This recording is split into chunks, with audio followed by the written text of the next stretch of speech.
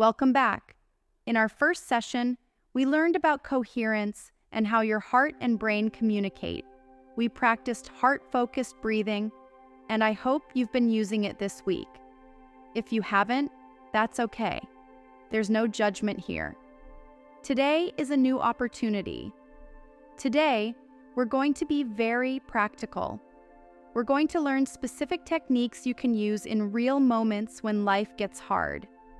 Not someday when everything is perfect, but right now, in the middle of your real life with all its real challenges. Let me ask you, what happened this week? Maybe you got angry at someone and said things you regret. Maybe you woke up at 3 a.m. with worry spinning in your mind and couldn't fall back asleep. Maybe you felt triggered by a memory you thought you'd moved past. Maybe you snapped at your children when you meant to be patient and then felt terrible about it for hours. Maybe you felt so overwhelmed that you wanted to give up. If any of these happened, listen to me carefully. You're not failing, you're not broken, you're not weak, you're human, and you're carrying weight that most people can't imagine. Today's techniques are for those exact moments when you're already upset, already triggered, already spinning. When your heart is racing and your mind is going 1,000 miles an hour. These are your emergency tools. Let's talk about something important that will help you understand what's happening in your body throughout the day. We call it your emotional state or your vibration. This might sound spiritual, but it's actually very scientific. Think of your emotional state like a radio dial. Sometimes you're tuned to a higher frequency. You feel calm, patient, hopeful, appreciative, connected to others. Other times you're tuned to a lower frequency, anxious, angry, numb, overwhelmed, cynical, disconnected. Here's what's important. The same person can be in completely different states on different days or even different hours of the same day. You might wake up feeling okay. Maybe you had a decent night's sleep. Then something triggers you, and suddenly you're in a completely different state. Suddenly the whole day feels impossible. Let me tell you about common triggers for trauma survivors. Someone speaking harshly to you, maybe your supervisor, maybe a customer, and suddenly you're transported back to a time when someone spoke to you that way before and hurt you. Sirens or loud noises, a car alarm, a dog barking aggressively, someone yelling, and your body goes into high alert because those sounds are connected to danger in your past. Feeling disrespected or dismissed, someone interrupts you, ignores what you said, speaks over you, and it touches old wounds about not being valued or heard. Financial stress, an unexpected bill, seeing your bank account, having to choose between paying rent or buying food, and it brings up that primal survival fear. Someone asking about your past, about where you're from, about your family, and it awakens painful memories you've been trying not to think about. When you're triggered, your nervous system goes into what we call survival mode. This is your sympathetic nervous system activating. This is the gas pedal that floods your body with stress hormones. In survival mode, your heart races. Your breathing gets shallow and fast. Your muscles tense up. Your thinking becomes rigid and narrow. You can only see threat. You can't think of options. You see threats everywhere, and you react from old patterns, not from current reality. This is your body trying to protect you. Your nervous system is doing its job. The problem is that it's responding to a threat that isn't actually there right now. It's responding to echoes of the past. But you also have another system, the parasympathetic nervous system. This is like the brake pedal. It helps you calm down, think clearly, and respond instead of react. For people who've experienced trauma, especially ongoing trauma, the brake pedal often doesn't work well. Your gas pedal is too sensitive. Small things trigger big reactions. and your brake pedal is too weak. Once you're triggered, it's very hard to calm yourself down. The good news, you can strengthen your brake pedal. That's exactly what these techniques do. Let me give you an exercise. Think about yesterday or today. When you were in a lower state, anxious, angry, overwhelmed, how did you act? Did you withdraw and isolate? Did you lash out at someone? Did you make impulsive decisions? Did you shut down emotionally? Now think of a time recently when you were in a higher state, calm, hopeful, connected. How did you act then? Were you more patient? Did you solve problems more easily? Were you kinder to yourself and others? Same person, different state, different behavior, different outcomes. The techniques we're teaching help you shift from lower states to higher states, not by pretending everything is fine, but by actually changing what's happening in your nervous system. Let's start with a technique for before difficult moments happen. We call this the PREP technique. PREP means prepare your nervous system. Think about your week. You probably already know some difficult moments are coming. A meeting with a boss who intimidates you. A conversation with a family member about a sensitive topic. Going to a place that holds painful memories. Dealing with immigration paperwork or appointments. Most people walk into these situations already anxious, already tense, already in survival mode. Then when the difficult moment happens, they react from their lowest state.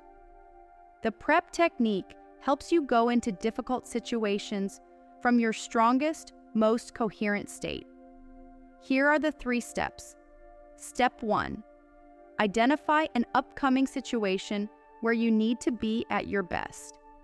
This could be a difficult conversation you need to have, a triggering situation you know is coming, a meeting where you need to advocate for yourself, going to court, to a government office, to a difficult appointment.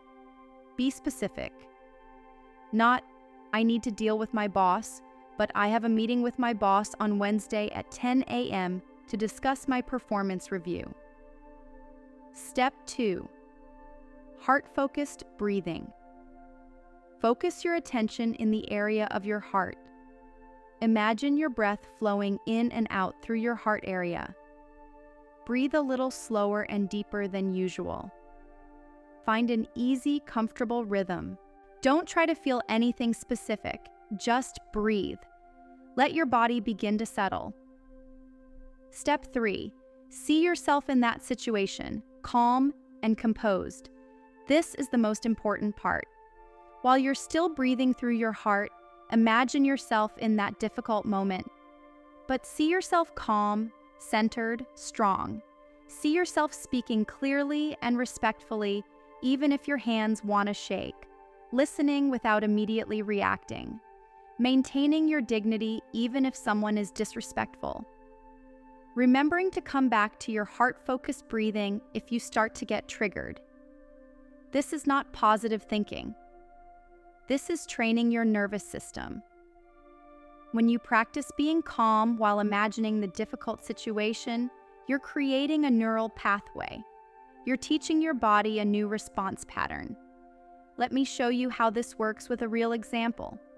Maria knows she has a meeting with her supervisor who often criticizes her unfairly. In the past, she would either cry or get defensive and then feel terrible for days afterward. This time, the night before and the morning of the meeting, Maria practices PREP. She does heart-focused breathing for 1 minute. She imagines being in the meeting. She sees herself staying calm, listening without reacting emotionally. She sees herself responding with dignity. I hear your concerns. Let me explain my perspective. When the meeting happens, her supervisor is critical as expected. But Maria notices something different. Her heart rate doesn't spike as high. She can think more clearly. She pauses before responding. She maintains her composure. It's not perfect. She still feels the stress. But she didn't lose control. She didn't say things she regrets. She represented herself well, and her body didn't stay in crisis mode for 3 days afterward. Your practice this week: identify one difficult situation coming up.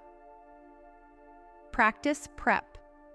Morning of the event for 2 to 3 minutes, right before the event for 1 minute, and during the event, use heart-focused breathing as needed.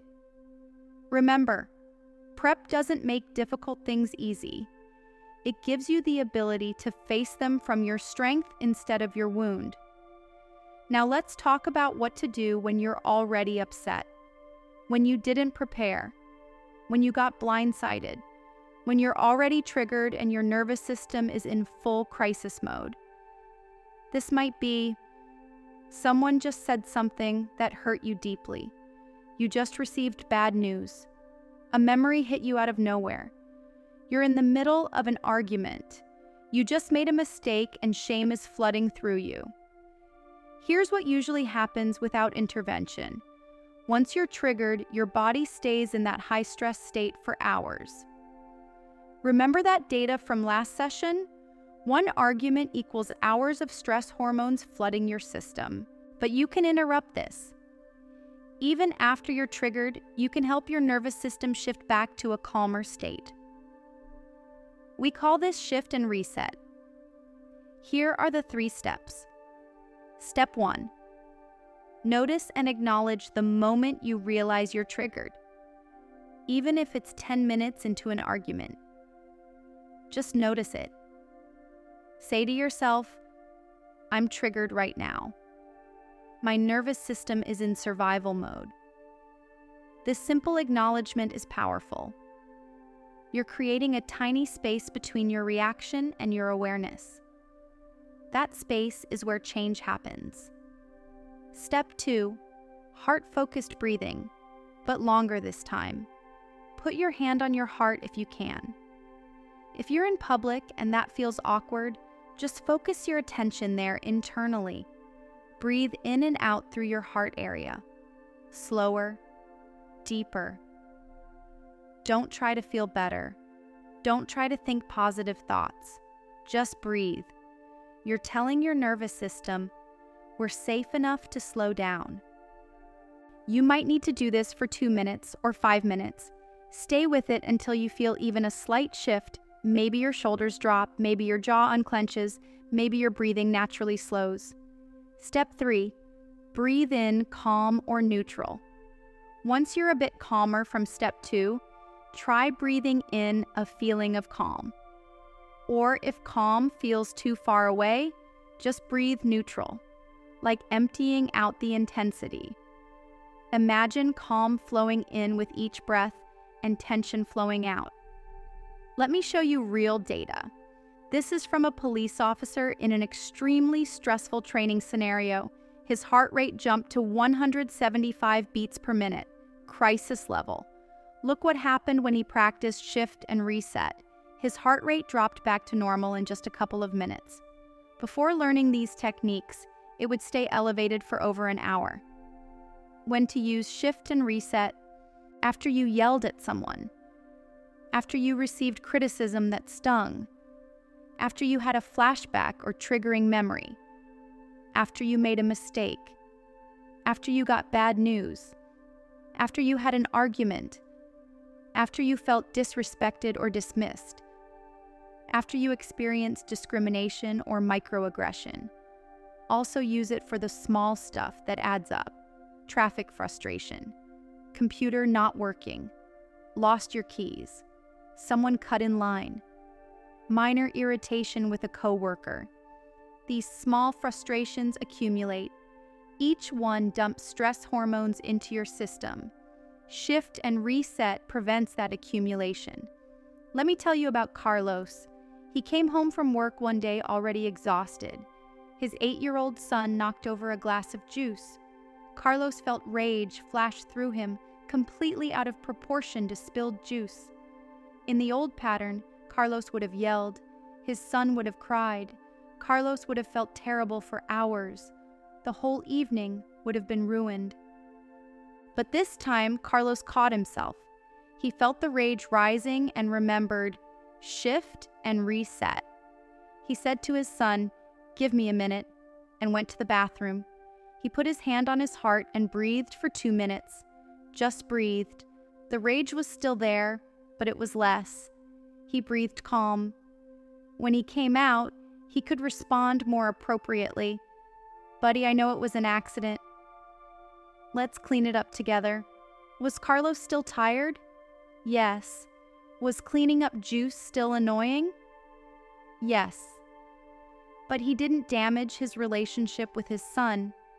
He didn't flood his own system with more stress hormones. He shifted from a reactive state to a responsive state. Your practice this week. Use shift and reset immediately after you notice you're triggered or upset, even about small things. The faster you use it, the faster your recovery. Critical reminder. Shift and reset is not about suppressing your emotions or pretending you're not hurt. It's about preventing your nervous system from staying in crisis mode for hours after something happens. You can still address issues, set boundaries, and feel your feelings, but from a regulated state, not a hijacked state. One more technique before we close. This one is for changing patterns that have become habits. Maybe you notice you're chronically impatient with your children, cynical about work, resentful towards someone, anxious about everything, judgmental of yourself. These aren't just thoughts, they're physiological patterns. Your body gets used to producing certain feelings, but you can change them with attitude breathing. Step 1. Recognize the attitude you want to change. Example, I'm constantly impatient with my kids. Step 2. Choose a replacement attitude. Example, I want to feel more patience and understanding. Step 3. Heart-focused breathing. Step 4. Breathe the new attitude. While doing heart-focused breathing, breathe in patience. Not think about patience, actually try to feel what patience feels like in your body. Remember a time you felt patient. Breathe that feeling. Breathe it in like you're filling yourself with it. Do this for 2 to 3 minutes, twice a day. First thing in the morning to set your state for the day, and before situations where the old pattern usually shows up. This takes time. You're not going to master patience in one session, but each time you practice breathing the new attitude, you're building a new neural pathway. You're training your nervous system in a new pattern. Let's review your tools for difficult moments. Prep technique. Before difficult situations, prepare your nervous system. See yourself staying calm. Use it morning of and right before. Shift and reset. When you're already triggered, notice you're triggered. Heart-focused breathing until you feel a shift. Breathe in calm or neutral. Use immediately after upset. Attitude. Breathing. To change chronic patterns. Identify the depleting pattern. Choose replacement attitude. Breathe the new feeling daily. These techniques are simple, but they're not easy, especially at first. Your old patterns are strong. They've been protecting you for years, even if they're not serving you well anymore. This week's practice. Use prep before at least one difficult situation. Use shift and reset every time you notice you're upset, even for small things, at least 3 times this week. Use attitude breathing. Twice a day to work on one chronic pattern. Write these down. Set phone alarms to remind you. Tell someone you're doing this so they can support you. Remember, you're retraining a nervous system that has been in survival mode for a long time. Be patient with yourself. Small progress is still progress.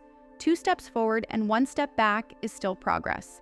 In our final session, we'll talk about creating a sustainable practice, how to keep using these tools even when life gets busy, how to support each other in your community, and how your healing creates ripple effects that touch everyone around you. You're not alone in this work. Every person who learns to regulate their nervous system makes their family stronger, their workplace healthier, their community more resilient. You're not just doing this for yourself, you're doing this for your children, so they don't inherit your dysregulated nervous system. You're doing this for your partner, your friends, your coworkers. You're doing this for your ancestors who survived so you could be here. You're doing this for future generations who will benefit from the cycles you break. Thank you for your courage in this journey. Thank you for showing up. Thank you for trying. You've got this.